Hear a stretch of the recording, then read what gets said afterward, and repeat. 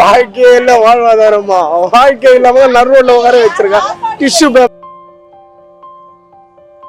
எங்களை என்னன்னு கூட வந்து கேட்கல எந்த ஒரு அரசு அதிகாரியும். சரி, நாங்க போக மாட்டோம் இந்த இடத்து விட்டு. இங்கே பணமானாலும் அவங்க தர பசங்களுக்கு கல்யாண செலவுக்கு தான், படிப்பு செலவுக்கு தான். இதெல்லாம் 15 வருஷத்துக்கு முன்னாடி எங்களுக்கு போட்டு கொடுக்க வேண்டியதானே.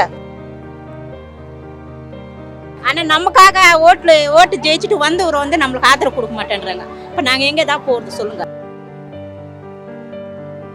இது செஞ்சதான் எங்களுக்கு சோறு, இல்லைன்னா இல்லை. அதனால நாங்க இங்கே எது சாவுறோம்னா சாவோம். யார் பாத்துறாங்கன்னு தெரியல. அவங்களாம் வந்துக்கிறாங்க, பிள்ளைங்களாம் வந்துக்கிறாங்க. அப்படியே விட்டு வந்துட்டு நாங்க எங்க வேலையை எங்களுக்கு கொடுங்க, வேற எதுவும் நாங்க கேட்கல.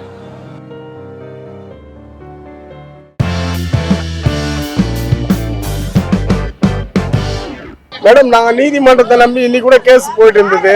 நாளைக்கு தள்ளி வச்சிருக்காங்க. நாளைக்கு வழக்கு வந்து மனுவா கொடுன்னு சொல்லியிருக்கிறாங்க. எங்க சங்கத்திலயும் பேசியிருக்காங்க. ஸ்டேட்மெண்ட் ஓடிட்டு இருக்குது. இன்னொரு 10 நிமிஷத்துல ஸ்டேட்மெண்ட் கொடுத்துருவாங்க. சொல்லுங்க. வாழ்க்கையில வாழ்வாதாரமா வாழ்க்கை இல்லாம நடுரோட்ல உட்கார வச்சிருக்கான். டிஷ்யூ பேப்பர் மாதிரி ஓரம் உட்கார வச்சிருக்காங்க. காவ ஓரமா 15-16 வருஷமா வேலை செஞ்சிருக்கோம். புயலும் சரி, இடியும் மின்னல எது வந்தாலும் நாங்க வந்து முன்கள பணியாளர்கள். பாரத பிரதமர் அவர்கள் எங்களுக்கு கால கழுவி மாலை போட்டிருக்காரு. இந்த நிர்வாகம் எங்களுக்கு குப்பிய மாதிரி தூக்கி ரோட்ல போட்டிருக்கு. இந்த நிர்வாகம் இது வரைக்கும் எங்களுக்கு பதில் சொல்ல. 11 நாட்களா பெண்கள் வெயிலையும் பகலும் மழையிலும் உட்காந்து போராடிட்டு இருக்காங்க.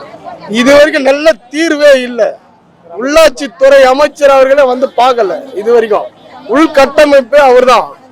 உள்கட்டமைப்புல என்ன நடக்குது, நிர்வாகம் நடக்குது, ஏது நடக்குது, அவர் தான் எங்களுக்கு பதில் சொல்லணும்.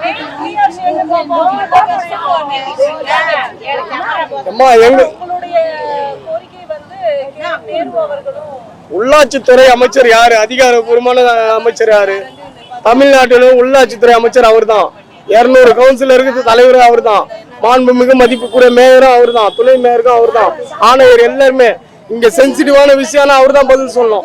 இவங்க எல்லாம் சொல்ல மாட்டாங்க. இவங்க எல்லாம் ஓடி போயிடுவாங்க. புரியுதுங்களா?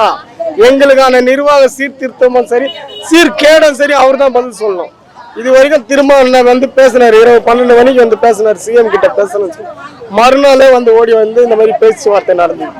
அதுல இருந்து இது வரைக்கும் வரல. 6-7 நாள் ஆயிடுச்சு. 11ஆவது நாள் கடந்தாயிடுச்சு. இன்னொரு 5 மணி நேரம் போச்சுன்னா 12ஆவது நாள் கலந்துடும். இதுக்கான தீர்வும் நிரந்தர தீர்வு காணணும். புரியுதுங்களா?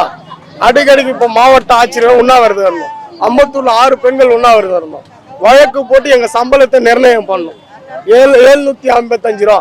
இன்னைக்கு வழக்கு வருதுன்னு அந்த கவர்மெண்ட் வந்து அவங்க மனுவா கொடுங்கன்னு சொல்லி நாளைக்கு ஒத்தி வச்சுட்டாங்க.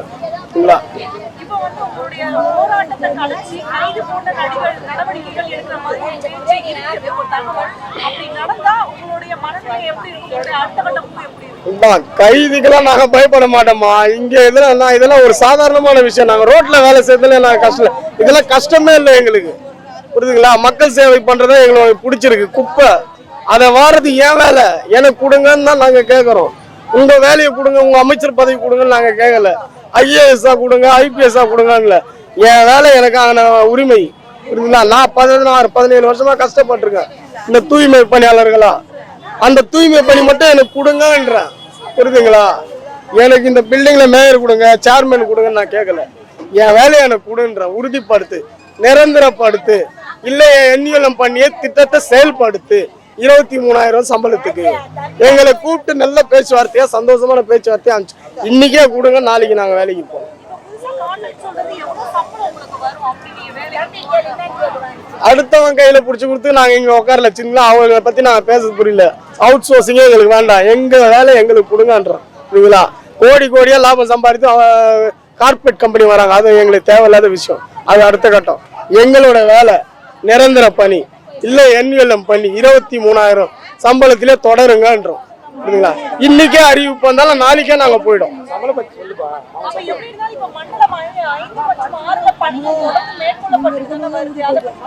அதை பத்தி பண்ணா வெளியாட்கள் வராங்க. இங்க இருந்து நிர்வாகத்துல வேலை செஞ்சவங்க எல்லாமே இங்கதான் இருக்காங்க. புரியுதுங்களா? அவங்க வந்து இங்க வார்டுல வேலை செஞ்சிருக்க தவறான பதில்கள் தராங்க.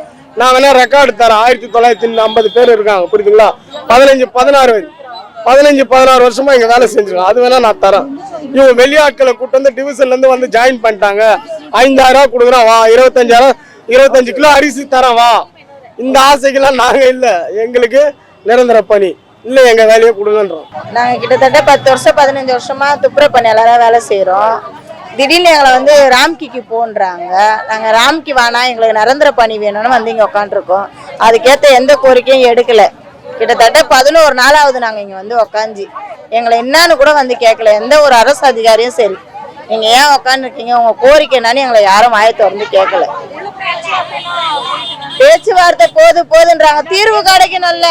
1 நாள் 2 நாளா இருந்தா பரவாயில்ல, 11 நாளாவா பேசின்னு இருக்காங்க. நாங்க வேற என்ன கேக்குறோம்? எங்க வேலையை எங்களுக்கு கொடுங்கன்னு தான் சொல்றோம். நாங்க போக மாட்டோம் இந்த இடத்து விட்டு. இங்கே பணமானாலும் அவன் தர, இந்த இடத்து விட்டு போக மாட்டோம். எங்க வேலை எங்களுக்கு திரும்பி கிடைக்கிற வரைக்கும் இந்த இடத்து விட்டு போக மாட்டோம். எப்படி மேடம் விட்டு போக முடியும்? இத்தனை வருஷம் உழைச்சிட்டு நீங்க அந்த இடத்துல இல்ல, உங்களுக்கு பதில் வேற ஆளை வைக்கிறேன்னா அவங்க ஏத்துப்பாங்களா எங்க குறைய?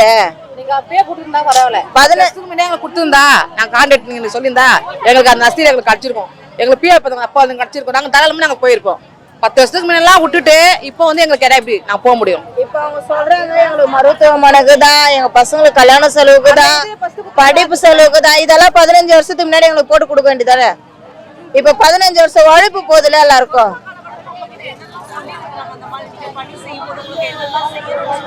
டபுள் சம்பளம் தாங்க, அந்த ஒரு சம்பளம் டபுள் சம்பளம். கொரோனால வேலை செய்யறவங்களுக்கு டபுள் சம்பளம். இது வரைக்கும் நாங்க டபுள் சம்பளம் வாங்கல. கொரோனால பஸ்ஸே இல்லாம நடந்து வந்திருக்கோம். நாங்க எத்தனோ வாட்டி நடந்து போயிருக்கிறோம் வேலைக்கு.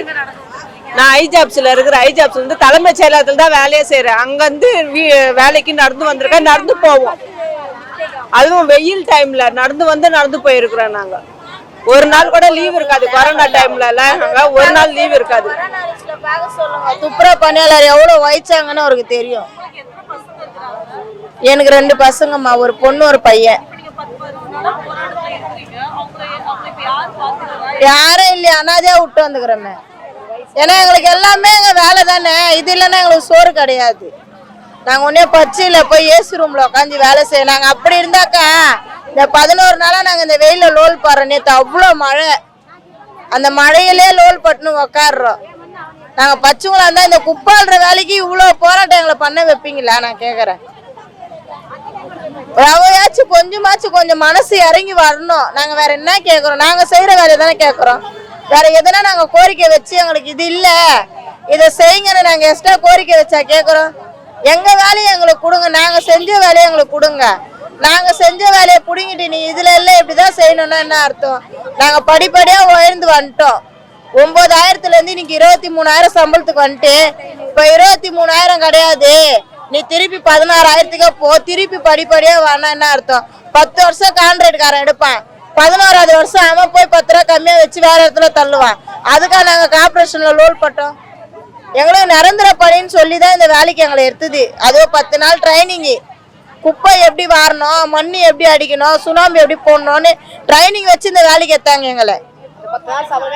இவ்வளவு நாங்க லோல் பட்டு கஷ்டப்பட்டது எங்களுக்கு அடுத்தது எங்க பிள்ளைங்களுக்கு எதுனா இது பயன்படும். நாங்க செத்துட்டாலும் அப்படியேப்பட்ட கொரோனா காலத்தோட நம்ம உயிர் போனா போட்டோம், நம்ம பிள்ளைங்களுக்கு ஒரு பெனிஃபிட்னா நாங்க இந்த வேலைக்கு வந்தது. கட்சியில எதுவுமே இல்லாத இப்ப என்னன்றீங்க நீங்க? இதான இப்படி பிஎஃப் தர, இஎஸ் தர, அது 15 வருஷத்துக்கு முன்னாடி போட்டுக்கலாம்ல. இப்ப தர பிஎஃப் பிஎஸ் 15 வருஷமா குத்துந்தா இப்ப நாங்க அதை வச்சு என்ன பண்ணோம்? நம்ம ஆரம்பத்திலே இப்படிதான் வந்தோம். இப்ப நம்ம ஏன் அவரை போய் நிரந்தர வேலை கேட்கணும்? நாங்க ஏன் இங்க வந்து உட்காரணும்?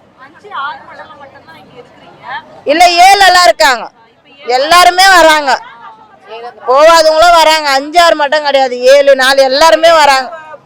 அவங்களதுல கை வைப்பாங்க, அதனால அவங்க எங்களுக்காக வந்து இருக்கிறாங்க.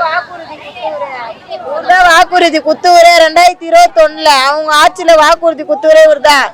10 மண்டலம் ஏன் விட்டீங்க? அவங்க தூய்மை பணியாளர் எப்படி நீங்க விடுவீங்க? அவங்க நிரந்தரமா செய்யணும். நீங்க கார்பரேஷன்ல கையே வைக்க கூடாது. நான் வந்தேனாக்கா உங்களுக்கு நான் கார்பரேஷன் நான் நிரந்தரம் பண்ணி தரேன்னு சொன்னவரே அவர் தான். இன்னைக்கு என்னன்றாரு? அவங்க விடும் போது நீங்க கேட்கலையே, இப்ப எங்களையா நீங்க கேக்குறீங்கன்னா அப்ப 2 பேரை பேசி வச்சுன்னு பண்றாங்களா? எங்களை பேசுறாங்க. நான் அவங்க பண்ணாங்கல்ல, நீங்க அப்ப கேட்கல, மேயர் கேக்குறாங்க. ஏங்க 10 மண்டலம் போகும்போது நீங்க என்ன பண்ணிருந்தீங்க? இப்போ வந்து நீங்க ஏன் கேக்குறீங்க 2 மண்டலத்துக்குன்றாங்க. அப்ப அவங்க செய்யற தப்பு இவங்க செய்வாங்களா? இதை நாங்க கேட்டாக்கா அரசியல் ரீதியா பேசுறாங்களா? எங்க வலி எவ்வளோன்னு எங்களுக்கு தெரியும். பெண்ணா நாங்க எவ்வளவு வலியை தாங்கி நீங்க உட்காந்துருப்போம். இந்த 11 நாளா ஒரு நாள் இந்த வெயில்ல யாராச்சும் உட்கார முடியுமா? ஒரு 2 ஹவர் வந்து வெளியே நின்று பார்க்க சொல்லுங்க. எங்க கஷ்டம் என்னன்னு தெரியும். அந்த ஜன்னலை திறந்து பார்க்க சொல்லுங்க அவங்கள.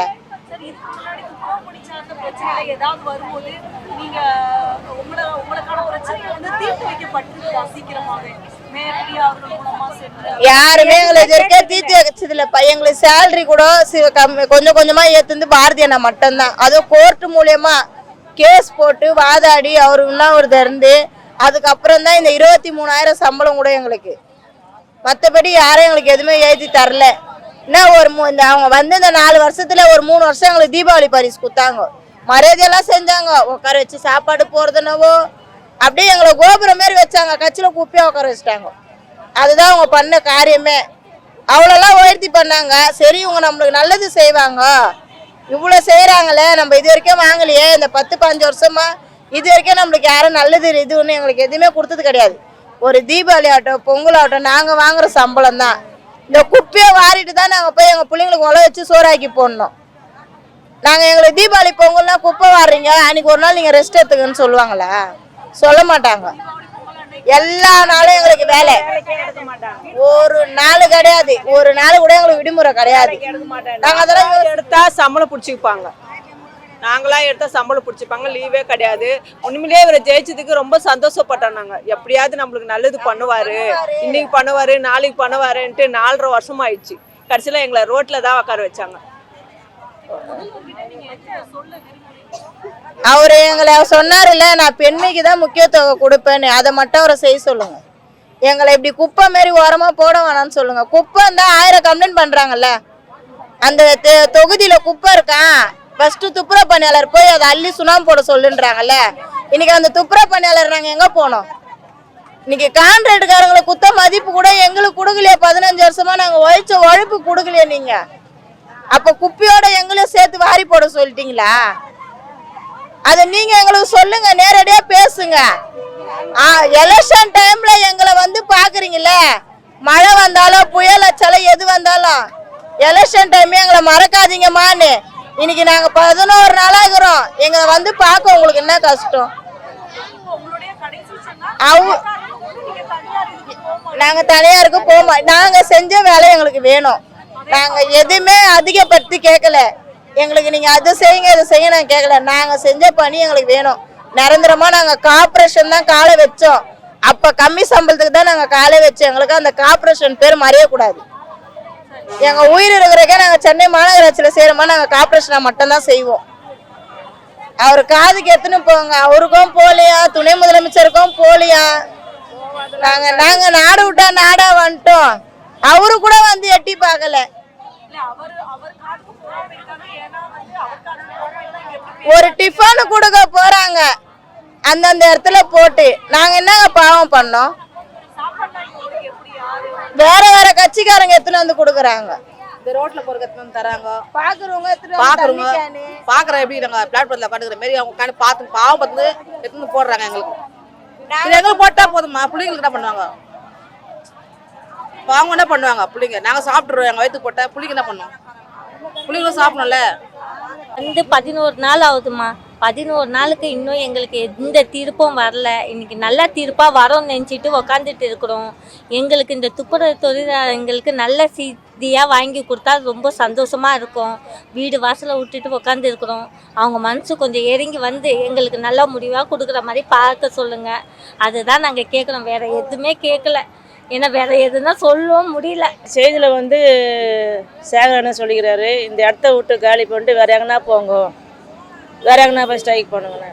ஆனால் எங்கள் நிர்வாகி தலைவர் வந்து இந்த இடத்த விட்டு நாங்கள் காலி பண்ண மாட்டோம், என்ன நடந்தாலும் இங்கே போராடி ஜெயிச்சு எடுத்துன்னு போவோம். நாங்கள் முடிவு எப்போவோ ஜெயம் எப்போன்னு சொல்லிட்டாரு எங்களுக்கு. அதனால நாங்கள் அண்ணனை நம்பி நாங்கள் இருக்கிறோம். இங்கே வந்து 11 நாள் ஆயிடுச்சு. நாங்கள் இங்கே வந்து ஒரு நாள்னா நல்ல செய்தி வருமா? இன்னைக்கு கோர்ட்டு தீர்ப்பு இருக்குது. இன்னைக்கு கோர்ட்டு தீர்ப்பு வந்த பிறகு நாங்கள் சொல்கிறோம்மா, நிர்வாகிகள் 5 வர வச்சு நாங்கள் அனுப்புகிறோமானாரு. இப்போ நாங்கள் செய்தி கேட்கும் போது 13ஆம் தேதி செய்தின்னு சொல்கிறாங்க. ஒவ்வொரு நாளும் நாங்கள் ஏமாந்து போக மாட்டோம், ஏமாற மாட்டோம். ஜெயிச்சு தான் நாங்கள் போவோம். இருந்தாலும் எங்களுக்காக அந்த அண்ணன் தான் எங்களுக்கு ஆற்றல் கொடுக்குறாரு. எங்களுக்கு ஜெயிச்சு தான் போவோம்.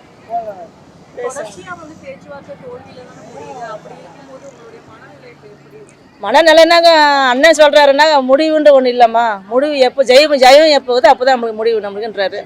ஒவ்வொரு நாள் அதுதான் அண்ணன் சொல்கிறாரு. இருந்தாலும் நாங்கள் போராடி ஜெயிச்சுன்னு தான் போவோம். மழையிலும் வெயிலும் நாங்கள் இருந்து தான் இருக்கிறோம். நாங்கள்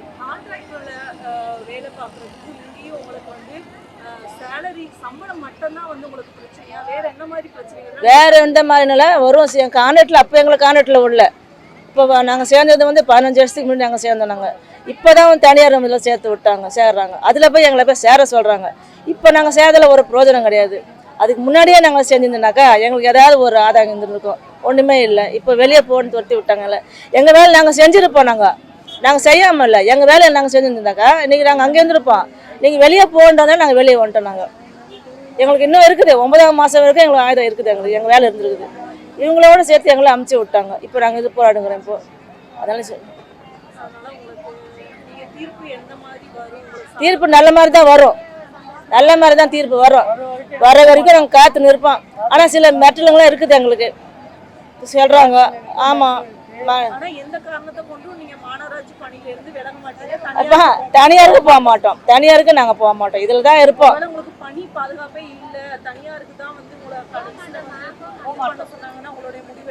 வேணாம் நன்றி இதில் போக மாட்டோம். இதில் தான் இருப்போம். கடைசி வரைக்கும் நாங்கள் இதில் தான் முடிவு பண்ணோம். அண்ணன் எங்களுக்காக போறாரு. எலக்ட்ரிசிட்டி தான் எங்களுக்காக போறாரு. எங்களுக்கு அவர் பேச்சு தான் நாங்கள் கேட்போம். கடைசி வரைக்கும் பேசு வர ஆரம்பிட்டாங்க. எங்களுக்காக எல்லாமே வர்றாங்க. இப்போ வந்து எல்லா இல்லை அப்படி இல்லை. இதில் தான் இருப்பேன்னு சொல்கிறாங்க. NHCL தான் இருப்பேன்றாங்க. இருக்கட்டும்மா. ஏன்னா எங்களுக்காக அவங்களும் ஜோன் 7லேருந்தும் வந்து வேலை இருந்தும் அவங்க செய்யாமல் வந்து கொடுக்குறாங்க. இப்போ அவங்களுக்குன்னா நாங்களும் போய் நிற்கும். அதுதான் 4 எல்லாம் வராங்க. இப்போ எங்களுக்காக நிறைய பேர் வந்து சேர்ந்து இருக்கிறாங்க. சேராமல எங்களுக்கு நல்ல முடிவாக வரோம். நாங்கள் சீக்கிரமாக போய் வேலையில் சேருவோம். ஆனால் நமக்காக ஓட்டு ஜெயிச்சுட்டு வந்தவர் வந்து நம்மளுக்கு ஆதரவு கொடுக்க மாட்டேன்றாங்க. இப்போ நாங்கள் எங்கே தான் போகிறது சொல்லுங்கள். இப்போ இதிலவே எங்களுக்கு ஏஜ் பார் ஆகிப்போச்சு. இதுக்கு மேலே எங்கே அது போய் வேலை வாங்க முடியுமா? நாங்கள் படிப்பு தரவு இல்லாதவங்க. இது விட்ட வேறு வேலை தெரியுது எங்களுக்கு. நாங்கள் எங்கே போவோங்க சொல்லுங்கள். எங்கள் குடும்பம் எங்கே போவோம் நீங்களே சொல்லுங்கள். அவர் தைக்காந்து அவர் கருணை எங்கள் மேலே அவங்க அக்கா தங்கச்சிங்க நினச்சிட்டு ஒரு நல்ல முடிவாக அவர் கொடுக்கணும்னு சொல்லிட்டு நாங்கள் வேண்டின்னு இருக்கிறோம். இதுக்கு மேலே நாங்கள் வந்து எங்களுக்கு வாழ்வாதாரம் இதுதான். இதுக்கு மேலே எங்கே எங்களுக்கு வேலை இல்லை. இது செஞ்சதான் எங்களுக்கு சோறு இல்லைன்னா இல்லை. அதனால நாங்கள் இங்கே எது சாவுறோம்னா சாவோம். அவ்வளோ. இதுக்கு மேலே வெளியில் போய் நாங்கள் எங்களால் கஷ்டப்பட முடியாது. எங்களுக்கு வேறு வெளி இல்லை. இதுதான் வழி எங்களுக்கு. இருப்போம். எங்கள் வழி இதுதான். எங்களுக்கு கடைசி வரைக்கும் எங்களுக்கு தான் முடிவு. எங்களுக்கு எவ்வளவோ பிரச்சனைங்க இருக்குது.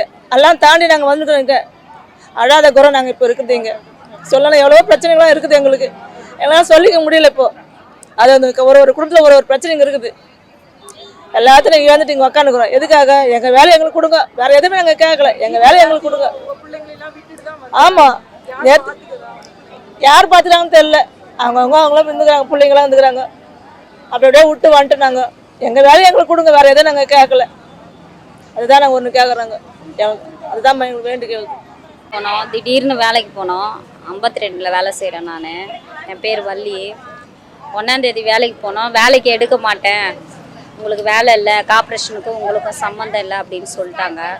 அதோட என்ன பண்ணுறது எது பண்ணுறது தெரியாமல் நாங்கள் வந்து இங்கே எல்லாரும் கும்பலாக உட்காந்துட்டோம். போராட்டத்தில் உட்காந்துட்டோம். நல்ல முடிவாக எங்களுக்கு கிடைக்கணும். ஸ்டாலின் ஐயா அவர்கள், முதலமைச்சர் ஐயா அவர்கள் எங்களுக்கு நிரந்தரமாக்கி கொடுக்கணும். அதுதான் நாங்கள் எதிர்பார்க்குறோம். இப்போ நடந்த மாதிரியே இப்போ கான்ட்ராக்ட்லேயே நாங்கள் திருப்பி போய் சேர்ந்தாலோ இல்லை N1 லேபராகவே நாங்கள் போய் சேர்ந்தாலே இப்போ நடந்த மாதிரியே இன்னொரு கட்சி வந்தால் நடத்துவாங்க. எங்களுக்கு அதுதான் பயம். எங்களை ஒரேடியாக நிரந்தரமாக்கி நாங்கள் எங்கே வேலை செஞ்சோமோ அங்கே வெற்றி அடைவோன்னு நம்பி தான் உக்காந்து இருக்கிறோம். அவர் இறக்கப்பட்டு மனசு இறக்கணும். அவர் இதயத்தை போய் தொடணும். முதலமைச்சர் ஐயா அவர்களே எங்களுக்கு பர்மிட் ஆர்டர் தரணும். அதுதான் நாங்கள் உக்காந்து இருக்கிறோம். சொன்ன மாதிரி நிரந்தரப்படுத்துவார், இறங்கி வந்து மனசு இறங்கி வந்து நிரந்தரப்படுத்துவார் நம்பி தான் நாங்கள் உட்காந்து இருக்கிறோம். ஒரு நம்பிக்கை. இந்நேரம் கலைஞர் ஐயா இருந்திருந்தாருன்னா எங்களுக்கு இந்த நிலமை வந்திருக்காது. கண்டிப்பாக எங்களுக்கு நிரந்தரமாக்கி, ஏன்னா எங்கள் அம்மாவை பர்மிட் பண்ணி கொடுத்தது அவர் தான். எங்களை நிரந்தரப்படுத்தி எங்களை உட்கார வச்சுருப்பார் வேலை செய்ய. எங்களை ஒரு நிலையாக நின்றுட்டுருப்போம். அவர் இல்லாத குறைய இப்போ அவர் தான் சின்னவர் தான் தீர்க்கணும். சின்ன முதலமைச்சர் ஐயா தான் தீர்க்கணும் அந்த குறைய. நம்பி தான் உக்காண்டிருக்கோம். பாரதி சார் என்ன சொல்றாங்க அந்த போராட்டம் இது உங்களுக்கு எந்த அளவுக்கு உங்களுக்கு சப்போர்ட்டிவா இருந்துப்பாங்க?